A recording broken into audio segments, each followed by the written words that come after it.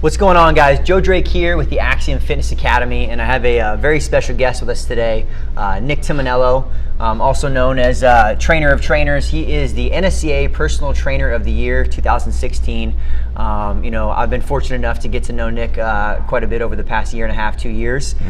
Nick has also come out with a number of books, a handful, 20 DVDs about this point. Yeah, something like that. Yeah. So Nick is very involved in the fitness education world.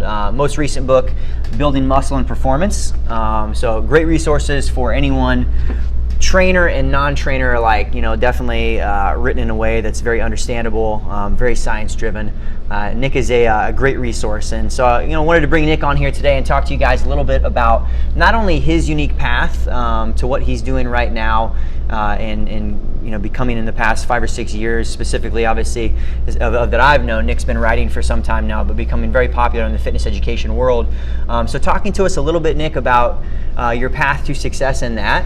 And maybe giving us, and some of the people who are watching, some insight into what's possible, in the personal training world aside from just training sessions. So, sure. Well, I appreciate the kind intro on that one. Of course. I didn't miss too many things. Well, first I want to establish this. The most important thing if you're educating trainers, especially nowadays with so much as talked about business, is what's your time in the trenches, right? That's a big frustration a lot of trainers have. Do you do what I do, or have you had success in what I'm doing as personal training? Yes. My mom was a bodybuilder in the 80s. I'm not going to sit here and give you my whole life story here, but my mom was a bodybuilder in the 80s. I literally grew up as a kid in a gym. This is really the only job I've ever known. Started personal training even before I was certified. I know that's not really a proper thing. At 17 years old, I wasn't even old enough. Got certified at 18, basically about a week after my birthday. That's how excited I was to do this. And then ended up owning my own gym, co-owning my own gym in Baltimore, Maryland, which is where I'm from, with still my best friend, Mark Spataro. But right before I turned 21. So I co-owned a 3,500 square foot gym in Baltimore, Maryland. By the time I was 21 years old, did that for about 10 years, and I was the trainer who trained 10, 12 hours a day. There was times I slept in the gym so I could, get up early the next day. So I mean, I've lived and done that and paid my dues, time and time again. Started writing and getting into the education thing around 2007, and really have gradually focused more and more on that as I've gotten more into that. So now I still train part-time, but I still train clients. In fact, I did some earlier today, and I'm going to do some after. Training, here and there. So a lot of the path came from me wanting to discuss and go beyond our four walls and beyond our 10-mile radius of the people that come see us. Yeah. And really give back to my field. A lot of it just had to do with, there's a saying in football, don't just make the team better, right? And yeah, you can be a good trainer, but are you helping others around you? We're all helping our clients. Most trainers have clients that they like them regardless, even you're a mediocre trainer. But are you helping others in your field around you? Are you giving back to the field? And that's something that I was passionate about doing and something I felt I could do. So that's really what I wanted to multiply your reach. Yeah, so I say all this to bring into this point that you have to have. You asked me in the initial question was what was my path. Well, there was a certain attitudinal disposition, there was a certain passion, there was a certain desire to want to be in this position. If you have good stuff, good information, it'll eventually afford you a name and a platform. But that's because your stuff becomes, when your peers look at it and it holds up pretty well, you're always going to have people who disagree a little bit. But for the most part, you get the respect of other peers who are doing things. But that's really what it comes down to, is that passion and desire. Just like you have a passion and desire to work with clients, you have to have a passion and desire to want to go outside of that, go beyond that, and work and help your fellow fitness professionals. And a lot of it has to do with doing a lot of thankless work, writing a bunch of blog posts that nobody's probably going to read because they don't know your name, doing videos that nobody's probably going to see because they don't know your name. But if you continue to do that, just like if you continue to stay around your neighborhood, you eventually build a reputation. And if what you do is good stuff, it's valuable to other people, the market will determine its value. If other people determine it's valuable to them and important to them, then another saying is talent finds attention. So eventually it builds up. So that's really was the path. I was just a trainer who wanted to help my field, and during the downtime in between clients, I would take that passion and put it into application. writing articles, writing blogs, doing quick YouTube videos, and eventually that turned into magazine articles, and that turned into live workshops, and then it turned into workshops, mentorships around the world. Yeah. Well, and that's one thing too, and maybe you can speak a little bit on it, is I feel like, from someone like myself who would like to go further down the path of being able to get into fitness education and maybe doing, some similar things that you're doing in maybe a different way, of realizing like how much work really goes into that. Like you said, that no one sees. It's not just having a good idea and all of a sudden next thing you know, it's on T Nation, and the next thing you know, you're teaching workshops at a conference. Right. And doing that while you're, because obviously to make that transition, you're still training your butt off while you're trying to build that name too. Yeah, that's actually, I gave up. The only thing doing this initially cost me was my social life when I was younger. It's just like training for a bodybuilding competition or something. Now I know that's not what you and I are in, but bodybuilding is not what's on stage. You're organizing your entire life around kitchens, gyms, and bathrooms, right? Yeah. Well, I worked full time, and basically on my weekend days and the downtimes, that's when I was writing my articles, and then in between clients is when I was doing videos. I only was able to go part time when I was able to start bringing an income from once I had established and I had done enough of that. Yeah. Because you're doing a lot of unpaid work for a long time with those things. I still do unpaid work. Yeah. Yeah. As far as getting information out there. Yes, for sure, because I also want to see the field grow, and some publications, especially like, you do some like peer-reviewed publications like the NSCA Personal Trainer Quarterly. I'm a columnist for that. That doesn't pay. Yeah. I'm happy to do it. No, and I benefit, and I benefit in other ways as well. It does help my resume. So it all comes around. If not instantly, somewhere along the lines. You've gotten to maybe, and it makes me better. You maybe gotten to travel and see some very cool places as well. I know you were talking about being going to Shanghai. Is that later this year? Yeah, I've been all over the world. I've been to Beijing before. This year will be the first time I've got to teach in Australia, and I've got to teach in Shanghai. Both been back-to-back months this year. Yeah. Yeah. But I'd imagine still at the same time, it's a lot of time, spending thinking in front of a computer, reading a lot of stuff that, I don't think a lot of people connect with, the excitement that they might get. Like, oh man, it would be great to have my name out there, but all the things that do go into it. So I understand that. I have a lot of respect for it. My joke, you're 100% right, but I've had a joke for a long time about this. I said the more successful I become as a trainer, and I really mean a fitness educator, the more time I spend sitting on my ass behind a computer. Yeah. But that's what it takes. That is the platform that takes to spread your voice outside of what I said before, outside of the people who can walk through your doors, and outside that 10-mile radius of the people who come to you. Yeah. That's not for everybody. It's important for me to do. Yeah.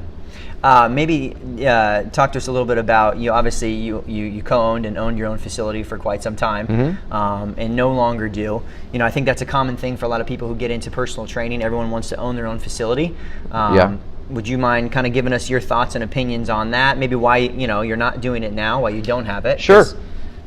Okay. So personally, and I'll be quick on this one, why I don't own my own facility anymore. We did great. We kicked butt, but something I've learned in life is you can only be elite at one thing. Now, don't mishear me. I didn't say you can't do different things and you can't be good at it, but you can only be elite at one thing, right? Because that one thing takes all your time and energy and effort, right? So the question I had to pose to myself is, what do I want to be elite at? What do I want my focus? Do I want to be a gym owner? Do I want to be a trainer? Or do I want to be a fitness educator? Now, notice I said gym owner or trainer, because this is one of the issues that trainers have. Owning a gym, now it's like owning a house. It's like being a landlord. You have to maybe deal with independent contractors or employees, and delineating different things. For now you have marketing and social media, and all these things are a necessity. So, and if you're going to do them, you make sure you do them well, if you're going to devote time to them. So they all take a specific skill set. So owning a gym is not the same, even if it's a training gym, group, small, training, all the above. Yep. It is still a business, and it is a business concept. So I decided what was best for me and what I wanted to do was the fitness education side. So it actually worked out really well, where my apartment lease, personally, and my gym lease was coming up within 30 days of one another. It would have been like our fourth lease or something like that. Yeah. I said, okay, and I wanted to move to South Florida. I'm from Baltimore. We're here in South Florida. So it all worked out really well. So everything was lined up. Yeah, so that's my thing. But that carries right over to this. A lot of trainers want to own a gym. I think it's great. You want to go off on your own. A lot of us are chefs, right? We're independent. We want to go off on our own, which is why a lot of us like to try to argue on social media, which I don't think goes too far, but it's too many chefs in the kitchen, right? Social media is one big kitchen. But in regards to the gym thing, a lot of us have the wrong reasons why we want to own a gym. And I'll give you a few that are most common. Well, I want to have the equipment that I want, and I want to listen to the music that I like. All right, those strong business plans. There you go. You just hit it. So if you watch a show like Shark Tank or something, the first thing they ask these business people, everybody gets up and says, oh, I'm the most passionate, I'm the hardest working person, and they go, what are your numbers?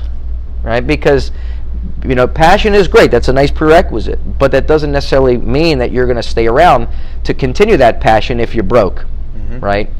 So the first thing you have to look at is your numbers and if it's going to work out. Does it make sense? Yeah. Yeah. And what I've found, and I'll just say this flat out, at where we are right now in the field, there's more business. The business itself is in more demand, but there's also more competition. That's fine if you have a good product to deliver, a good service, you'll stand out. Yeah. But you can still count on one hand. If we look at, like, for instance, I hear a lot of trainers say, oh, I want to train high-level athletes, right? That's the sexy thing, right? We all like doing that. I've trained plenty of pros, but it wasn't my bread and butter. Yeah.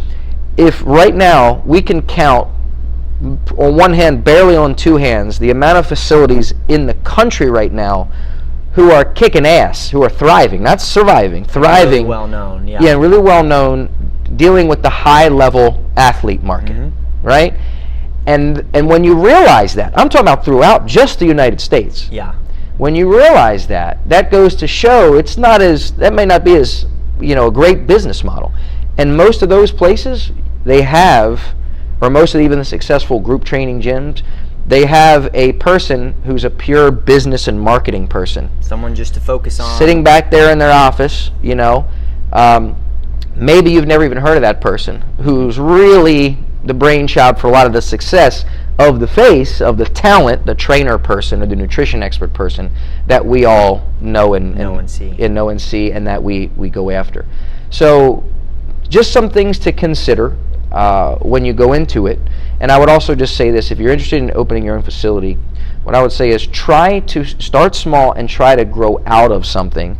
Don't try to grow into something big. Yeah. Last thing I'll say, actually, I think I might have just said that, but this will be the last thing, is something to consider. Let's say your overhead is $5,000 a month. That's, paying your rent, that's paying your equipment loans, power, air conditioning. You're obviously not in South Florida. But right, yeah. Well, I'm saying, yeah. Yeah. So, and then let's say you have a business partner and you're splitting that 50-50, so now it's $2,500. You got a 2,000 square foot facility, 3,000 square foot. Depends on where you are in the country, right? All right, so now let's say it's $2,500 a month. That's coming out of your pocket automatically. Right away. Right? Now think about how many sessions you have to do just to cover that nut. And you're still at zero. And by the way, you're actually at a negative. You're actually at a negative because it doesn't include all the responsibility of time you have to do for upkeep your gym, right? It doesn't require. So if you're doing your own towel washing and you're providing towels, that's all the time it takes you to wheel the towels back and forth to your car. All the time it takes you to go to wholesale club and buy water bottles to sell. All the time it takes you to go clean the bathrooms when your clients complain that the floor is wet. And believe me, they will complain, right? So you'd be surprised. You think they're at a restaurant. So all these things to consider. So all this additional time and responsibility you have just to break even.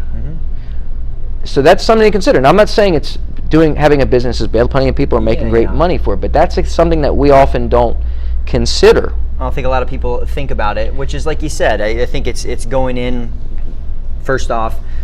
Starting to small, something you grow out of, which is probably the most intelligent thing, rather than getting all the equipment you want right away and all these things, because that's not going to really bring people in anyways. Absolutely. I mean, for some people, when I know when I did the math, it was about a week worth of training that I covered my expenses, right? There, yeah. And then when I got out of it, I told myself, I said, man, I could literally right now take a week off,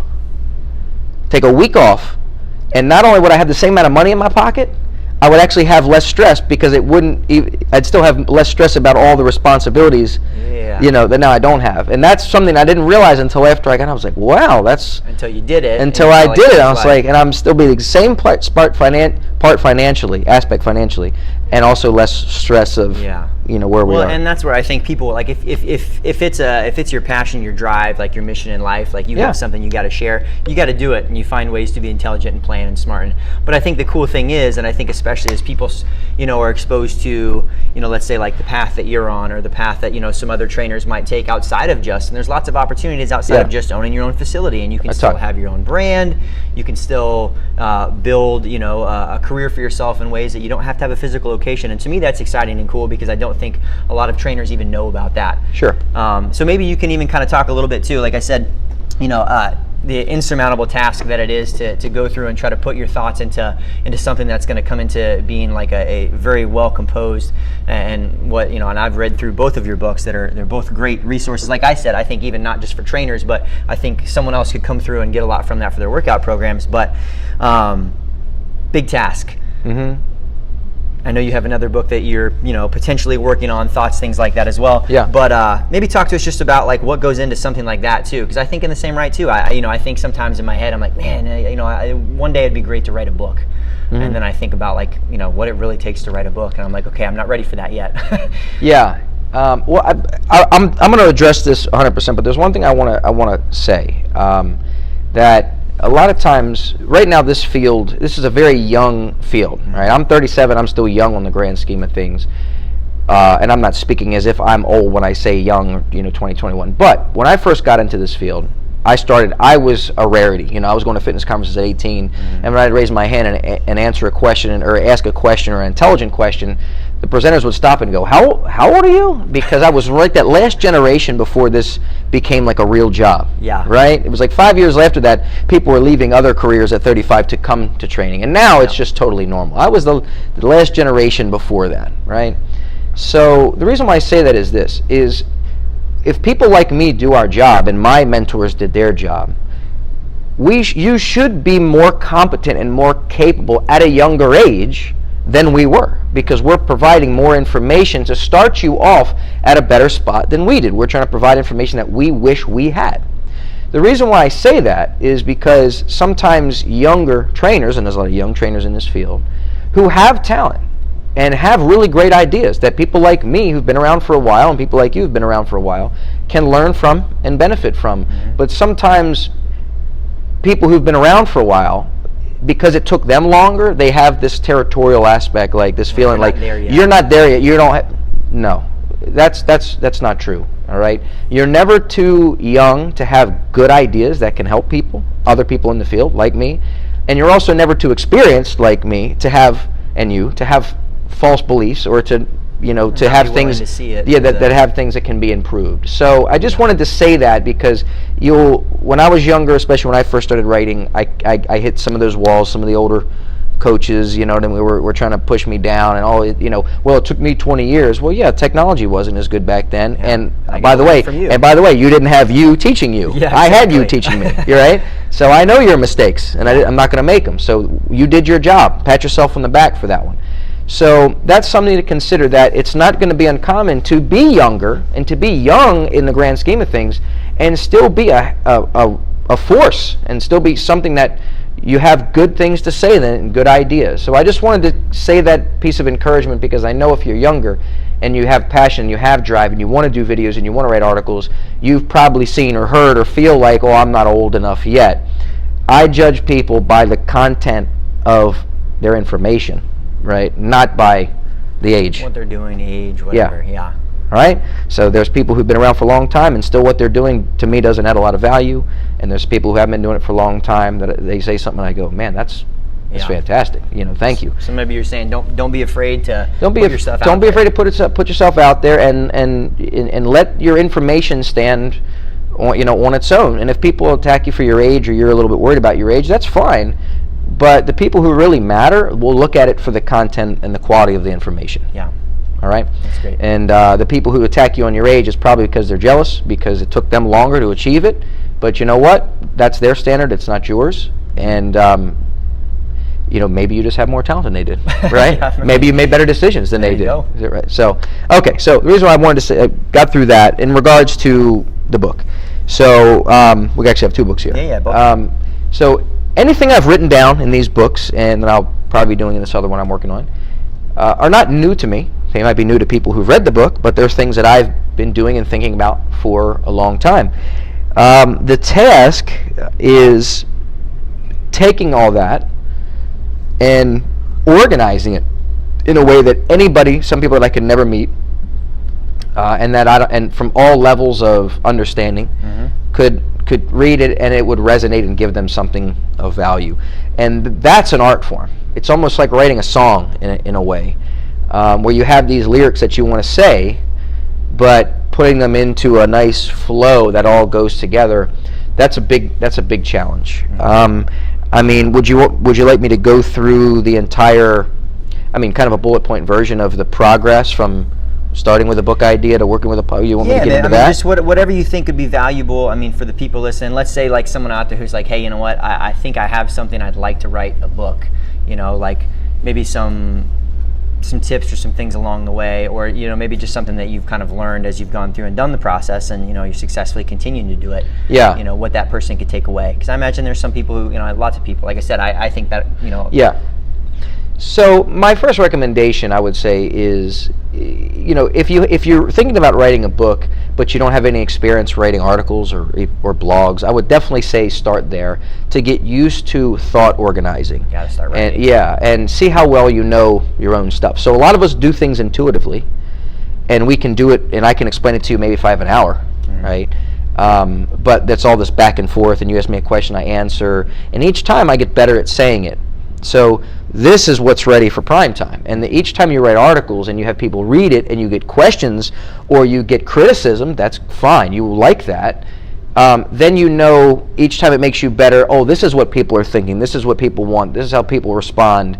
This is what the other side thinks. So as you start to refine that, then that's the beauty of putting yourself out there.